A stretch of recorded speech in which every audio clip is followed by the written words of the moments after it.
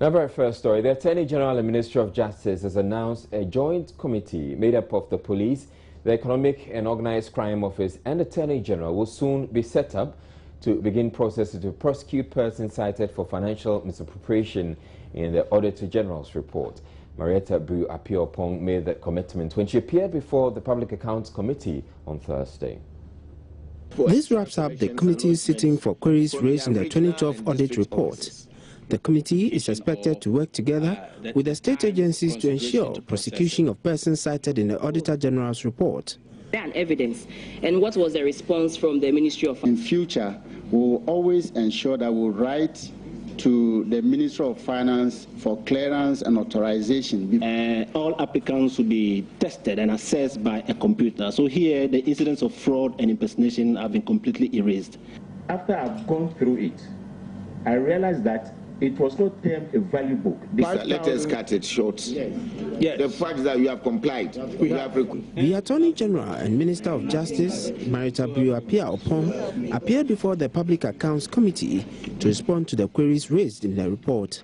The Attorney General promised to ensure that they work to fast-track investigations and also appropriate dockets are established to ensure credible and speedy prosecution. Between you and Public Accounts Committee, there's a whole problem now in the media, public opinion, that when Public Accounts Committee sits, that is the end of the matter. So in the circumstance, we want to give us assurance that you're going to look into that area to ensure that things that are prosecutable will actually be done. We set up a committee made up of members of my staff, the Auditor General, IOCO, and then prosecutions. We set up a committee and they started going through the backlog, identifying some of these issues that have been raised. But you agree with me that sometimes some of the issues in the Auditor General's may have already been dealt with. So we need to go through step by step, make sure that the things that we take up for investigation and prosecution have not already been dealt with by the respective agencies. And I mean, our office... There are several of them outstanding. Yes. She also informed the committee a program to sensitize MMDAs to seek the counsel of the Attorney General before committing government to any financial contract to avoid the payment of needless judgment debt is underway. Which we sensitize them about what happens when a writ is issued, what you should do, the fact that you cannot just sit there and say, I'm waiting to look for the information. There are timelines in court. We sensitize them about the issues of giving undertakings and what this could result in without reference to the Ministry of Justice or to the Ministry of Finance. We talked about signing MOUs, that even though you think an MOU is not binding, sometimes they could be binding. So make sure that you bring all MOUs to the Ministry of Justice for us to ensure that any binding clauses are removed. And if you want an agreement, then we do or prepare an agreement for you. The Auditor and Accountant General of Zimbabwe was in the House to observe proceedings. Thank you. The Agricultural Development Bank has defended a controversial decision to sell off its head office, the ADB House, for $10 million and then move into rented premises at the cost of $1 million Ghana cedis a month. It follows agitation by staff of the bank that the decision by management was ill-advised and one that must be reversed. Managing Director Stephen Poggi told journalists at a media briefing, though the sale has been suspended, management is convinced the decision makes economic sense. We have rented 7,000, what is the square? 7,250 square meters. And the rent is $37 per square meter. And that rent, the $37 per square meter, includes the fittings and furnishing. So we could have been paying a rent of $45 and we would have had to look for money ourselves to buy the fittings, the furniture, the tiling, and all of that. So we have actually negotiated hard to bring it down because of our involvement in the project, dealing the two, an investment vehicle and tenancy. We could have invested in this property because just by way of the land, and say it's an investment. And we still have gone ahead to go and rent the property somewhere else to bring all our head office department. True? I hope you understand that. We just could have said that our investment in this project is just the land, and it's the returns that will come to us. Fine. 2, for work processes to be efficient, we need all our head office departments to be under one roof. And therefore, we could have gone to World Trade Center to have rented space there, couldn't we have? Or you could have remodeled. Answer mine first, then you ask me yours. We could have done that, couldn't we? So it's the options. And this one is available. And we have an interest in it as well. And the price was good in terms of the rate. In a related development, the Agricultural Development Bank says it may have to seek advice from the Finance Ministry following threats by some minority members of Parliament to go to court to stop the planned sale of shares on the stock exchange. The management of the bank says the listing on the Ghana Stock Exchange will help raise new capital for the bank's growth, adding that it had obtained approval from the Finance Ministry as far as due process is concerned. The threats by the minority MPs to stop the process in court follows similar agitation by the workers. The bank, however, says it will go ahead with the process nonetheless. I think we want to respond to them before you go in. I'll deal with the first issue, and then the second issue, Bernard and Maxwell will take them on. Yes, I received the letter from Honorable Appendio Markins yesterday on the possible need for parliamentary approval for the process. First of all, I thought that letter shouldn't have come to me because it should have gone to the shareholders. Because the shareholders who have made a decision, I need to make a correction here. I, as the project, has never made a decision to sell shares. It is the shareholders of the bank who have decided that this is the way they want to go. And I've instructed the bank, acting through me, to pursue the process. And that is what I'm doing. So we are going to respond to that letter by referring it to the sector minister, who is the finance minister, who has oversight responsibility for ADB. He was accused of doctoring official documents to serve his selfish interest in the wake of startling allegations that the bulk distribution companies were dealing in fraudulent issues. We'll be bringing you that story a little later, but in other news, as we have it, Cabinet is set to have given the go-ahead for private sector participation in the operations of the electricity company of Ghana. The involvement of private players in the state electricity distributor is one of the clauses contained in the Millennium Challenge Corporation Compact with the U.S., which is committing nearly $500 million to improve the sector. Deputy Power Minister John Jinapor explains the approval opens the door for the injection of private sector capital, skills training and technological know-how into the company. He, however, insists the invitation for private sector participation does not mean that the company is up for sale. Specifically to the first barge, I mean the power barge, what is a timeline you are working with in terms of the delivery to our port and the transmission to our homes? Following the establishment of the guarantee, the calendar took me, and as was indicated, we are looking at within 4 months to 5 months following the calendar. Okay, so now, roughly September. Possibly. Roughly September. Roughly September. Okay.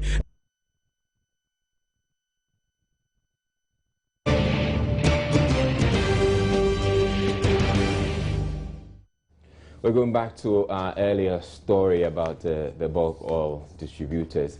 He was accused of doctoring official documents to serve his selfish interests in the wake of startling revelations that bulk distribution companies were engaged in a grand conspiracy to defraud the bulk oil storage and transportation facility. Today, the managing director of BOST has mounted a personal defense, branding the allegations against him as unwarranted and unnecessary. This is Kwame Iwadako addressing the news conference today in Accra. BOST has had to undergo some changes in order to position the company to fulfill the mandates that it has been set up to do. And I will be the first to tell you that change is difficult. Transformation doesn't come easy. And in that process, you will find out that established interests become uncomfortable, we wrote to all the BDCs that had stock balances with us, introducing Ernst & Young to them and giving them the work that we had asked Ernst & Young to do. I am not a professional auditor, or I'm not a professional accountant. So the methodology and the processes that they were taken through effectively were done by a highly professional firm. I cannot influence Ernst & Young in any document or in any report, because the information that they are generating is based on what they got or what the BDCs gave them.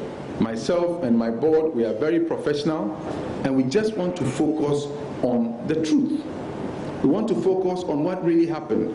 But put yourself in my position, where you are privy to information as way back as 2013 that BDCs admit to influencing people in BOS to make various decisions, and you are thinking of outsourcing your terminals.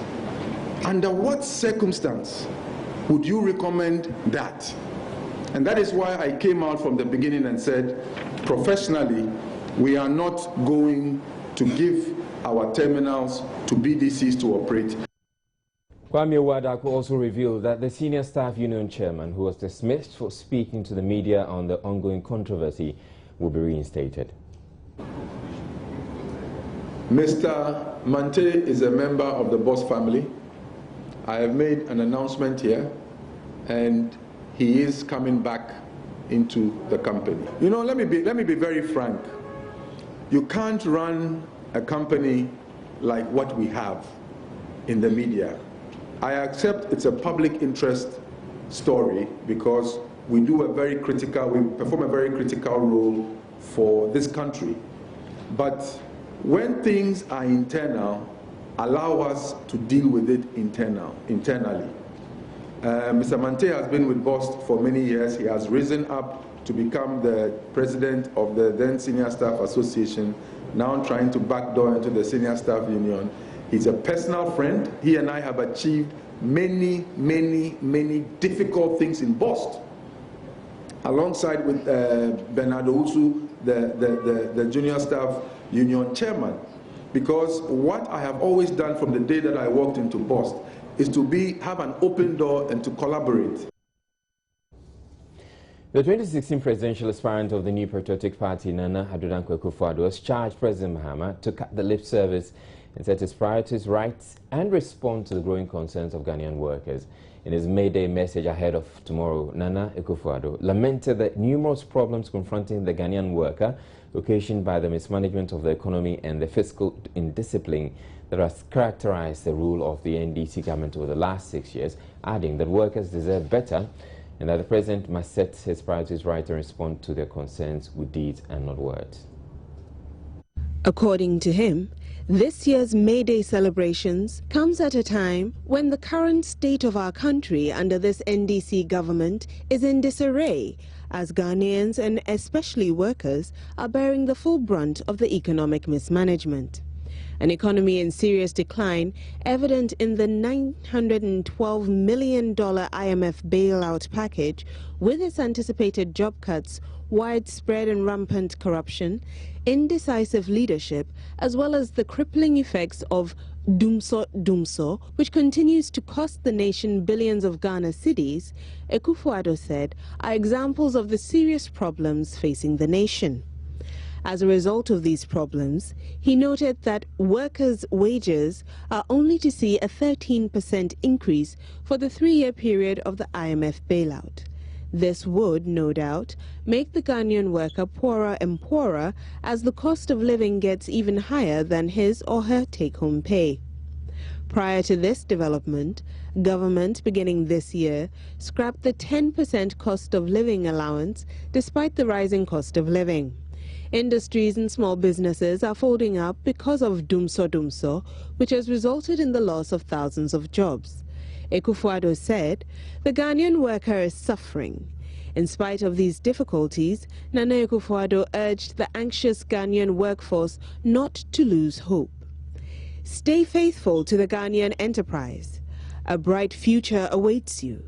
The MPP has shown from 2001 to 2009 that we have the blueprint to ensure greater employment and rapid economic growth. We have shown through our policies that we are far better in responding to the welfare of the masses. Under the MPP, Ghana saw a significant, unprecedented expansion of the national economy, which led to higher real wages and more jobs, he said. He continued, "We remain committed to the enhancement of the dignity of the Ghanaian labor force. The structural transformation of the Ghanaian economy with the goal of industrializing and adding value to our primary products and an uncompromising adherence to value for money in the use of the public purse will be the means by which we will expand economic activity and public infrastructure to create the necessary numbers of high-paying jobs that will enhance the living standards of the mass of our people." Nana Akufo-Addo reassured Ghanaian workers about the commitment of the MPP to building a society of opportunities for the Ghanaian people, which will provide good education, good skills, good jobs, and good pay for all its citizens.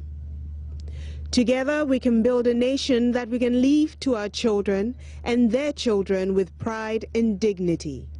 The well-being of the Ghanaian workforce and the future of our children are our priorities, he concluded.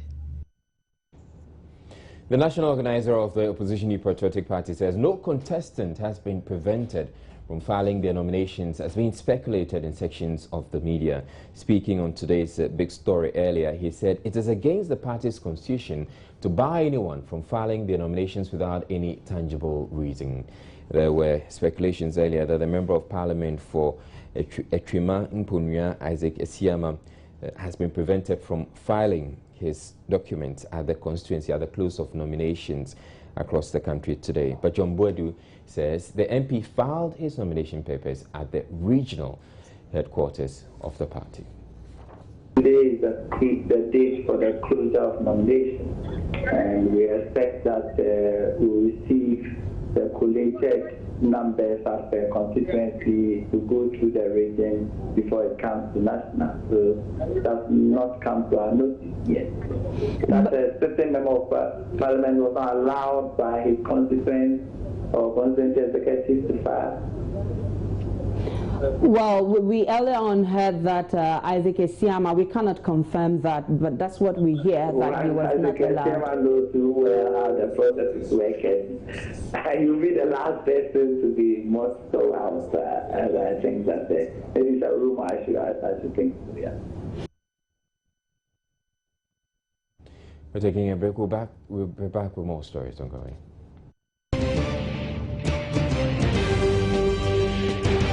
Cabinet is said to have given the go-ahead for private sector participation in the operations of the Electricity Company of Ghana, ECG. The involvement of private players in the state electricity distributor is one of the clauses contained in the Millennium Challenge Cooperation Compact with the U.S., which is committing nearly $500 million to improve the sector. Deputy Power Minister John Jinapor explains the approval opens the door for the injection of private sector capital, skills training, and technological know-how into the company. Yava insists the invitation for private sector participation doesn't mean ECG is being sold.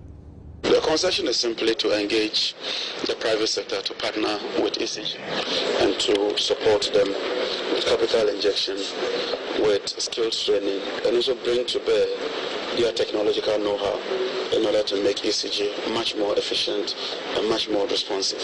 And so we would get a transaction advisor who would advise us on the details and the modalities for adopting the concessionaire who would support and partner with ECG.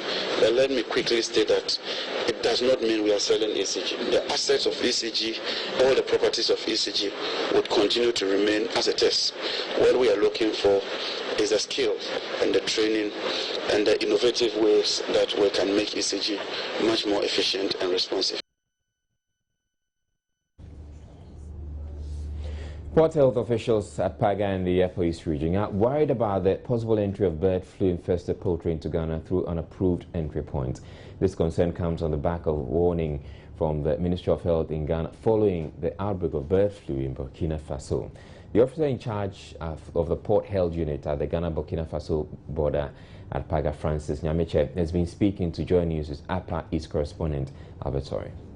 Here at the Paga border, the measures we have put in place is any animal coming in because of the bird flu disease. We have planned that any animal coming in, we see it, and the necessary action is to bury it. We have gone around with the veterinary officer trying to inform the other agencies at the border, and other agencies over here too. Also help in that exercise. And the unapproved roads is our problem, major problem at the Paga border. The immigration officers are there. Officer in charge have detained them to work day and night. But the problem is if someone passes elsewhere, that's our major concern. The help government can assess its demarcation and the fencing of the border, so that when any cases of that nature, we can easily capture it and control. Now that there are many unapproved roads, it's very difficult for us to control all those unapproved roads. GBC has a total staff of 1,764, and in its last report, it projected annual revenues of 22 million for its 2014 fiscal year.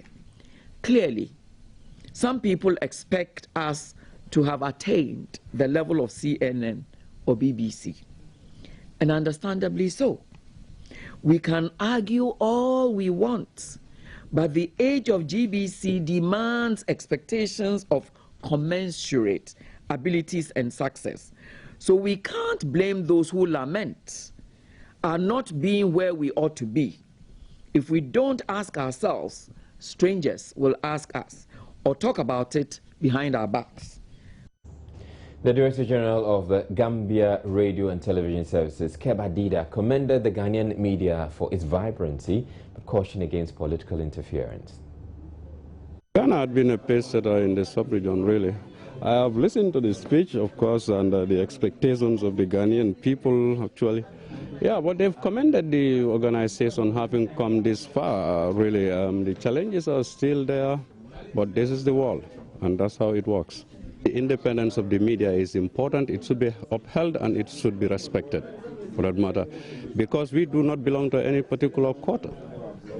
We represent a society, and we should be fair, we should be balanced in our reportage, in our conduct, in our approach. Political interference, if it is done for good, that's fine. But if it is done to stifle and manipulate, then it's bad. Yeah. Thank you.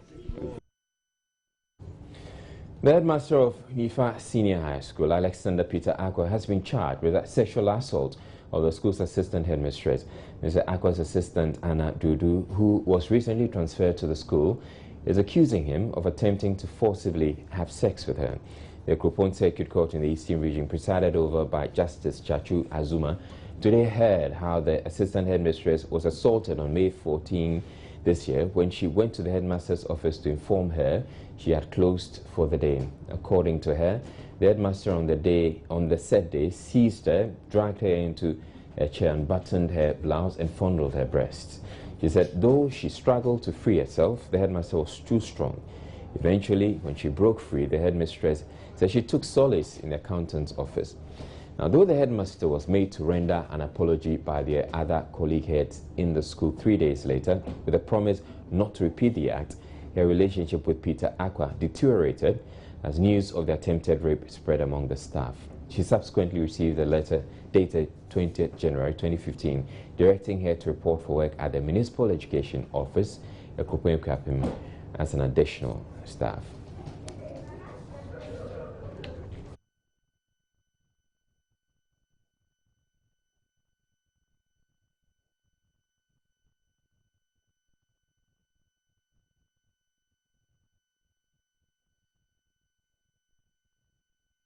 In a break, we'll be back with more. Stay tuned.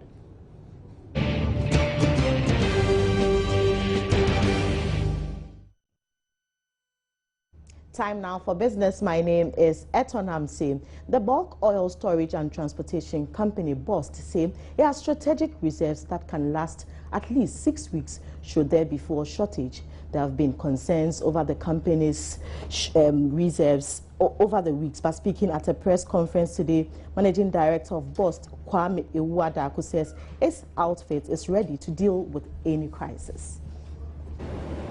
BOST does have strategic stocks.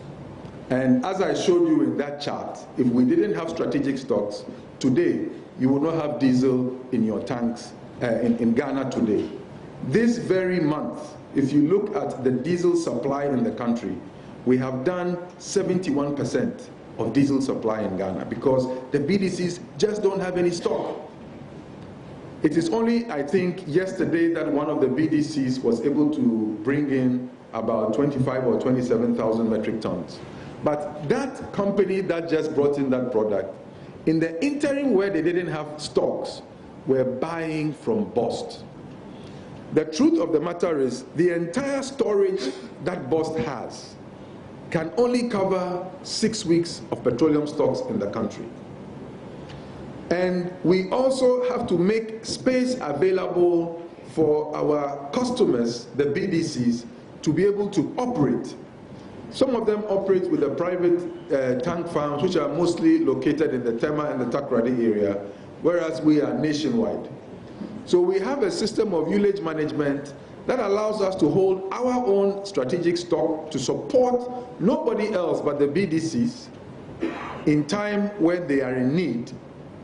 And then we also allow them to pass their products through our system because not all the BDCs have managed to invest in storage tanks and have storage tanks. And Minister of State in charge of the private sector, Rashid Pelpo, is asking local investors to take advantage of the Public-Private Partnership PPP program and partner government in developmental projects. Speaking to Joy Business after a PPP forum in Accra, Rashid Pelpo indicated although the PPP law is yet to be passed, investors should not be deterred as there are adequate procurement laws to protect their contracts. The meeting was to sensitize the private sector on the opportunities that exist with the PPPs and for Ghanaian investors to leverage on it for national development.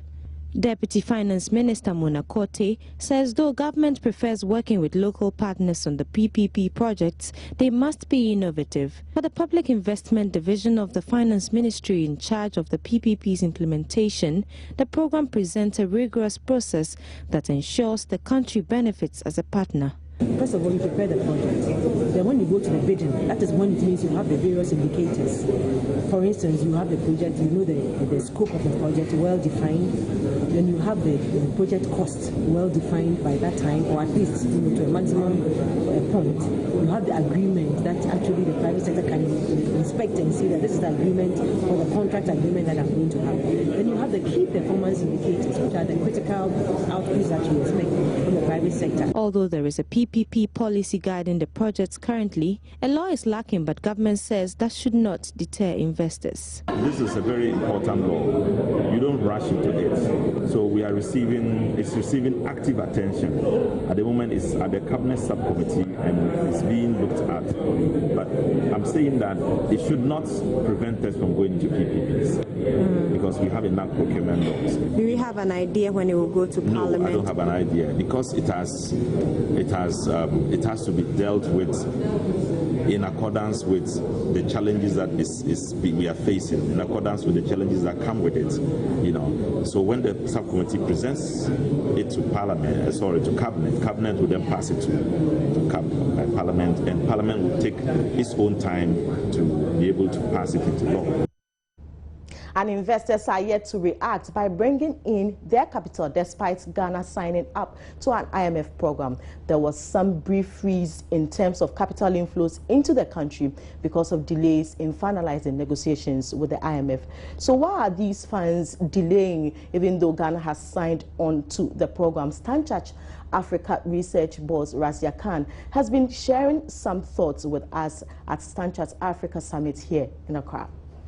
even if Ghana proceeds with what seems like an incredibly ambitious fiscal consolidation timetable to reduce the deficit from the sort of close to 10% levels that we were seeing last year, high single digits at least, to down to 3.5% by 2017, no one said that that would be easy. But even if Ghana does do that, it is still left with a debt ratio that remains very high. So no one should be under any illusions. A lot is being asked in terms of a very rapid fiscal consolidation effort, but that is probably the minimum that Ghana will need to do to be able to restore some kind of sustainability to its public finances. The day's event brought together policymakers, business leaders and StanChart Group officials to deliberate on problems facing the economy. StanChart Africa boss Razia Khan has maintained that checking Ghana's rising debt could be the solution to stabilizing the economy. Managers over the past months have instituted several programs and policies to address the economy's decline. However, these measures, like the home growth policies and an IMF program, have in the short term failed to do the trick. But speaking to Joy Business at the StanChart Africa Summit, Razak Khan said the public debt, which is inching to the 70% mark, is Ghana's biggest problem now. The country's public debt has hit 76 billion as at December last year, according to the Bank of Ghana. However, some have argued that the amount could cross the 70% mark as Parliament has approved new loans since the beginning of this year. So that's how we wrap up with business. My name is Eton Amse. George Ado Jr. standing by with sports.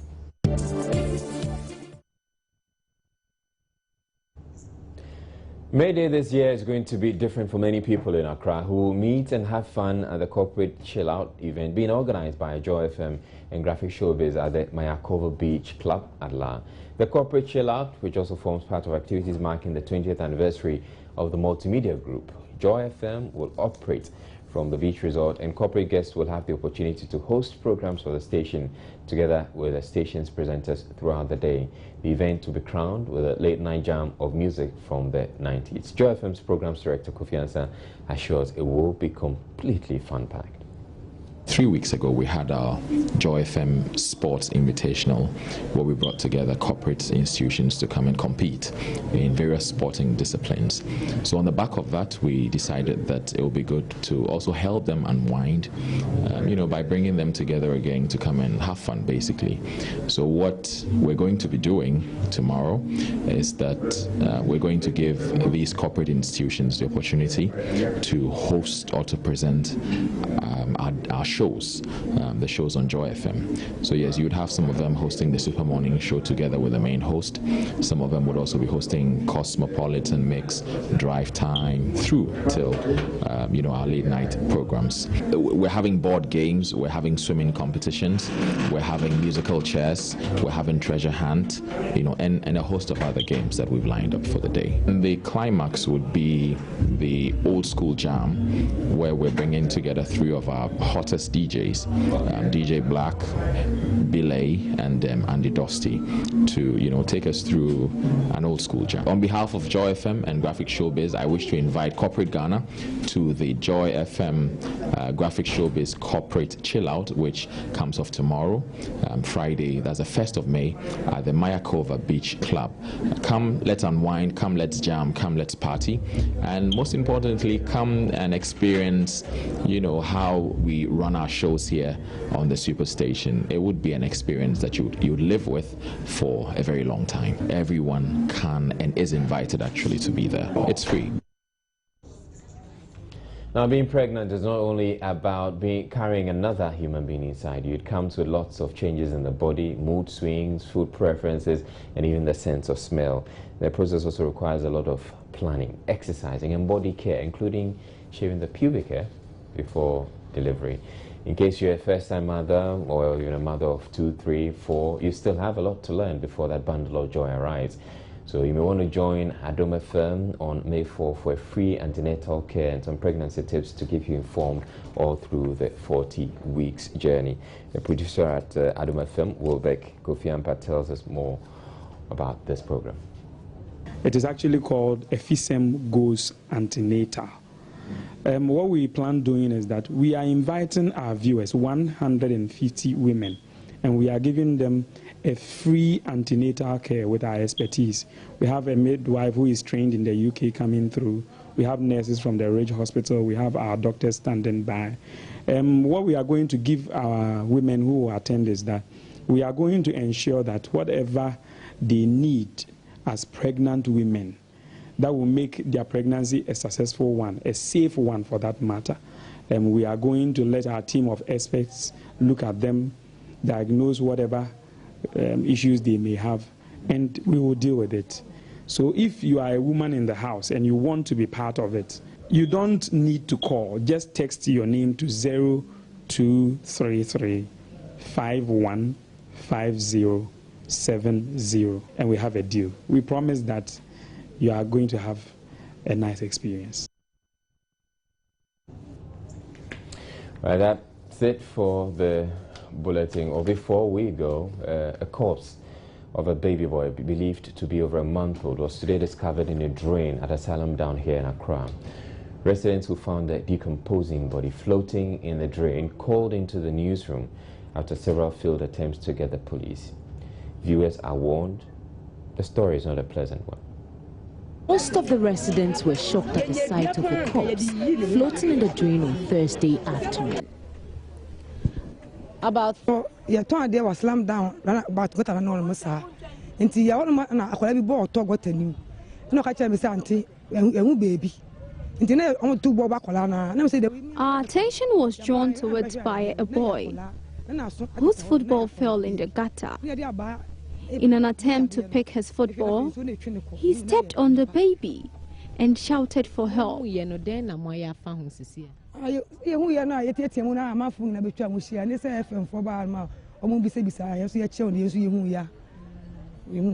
Describing. We then realized it was a dead baby. The dead baby looks over a month. He has been circumcised with beads around his neck.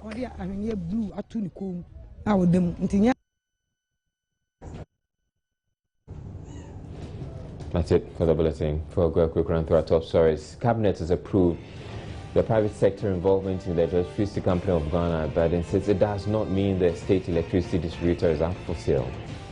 Management of the Agricultural Development Bank has justified the controversial decision to sell its head office for $10 million to move into rented premises for $1 million cedis a month.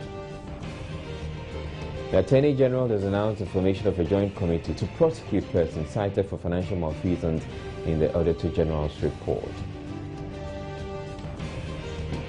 And the 2016 MPP flag bearer has charged President Mahama to set his priorities right and respond to growing concerns of workers about the deteriorating economy.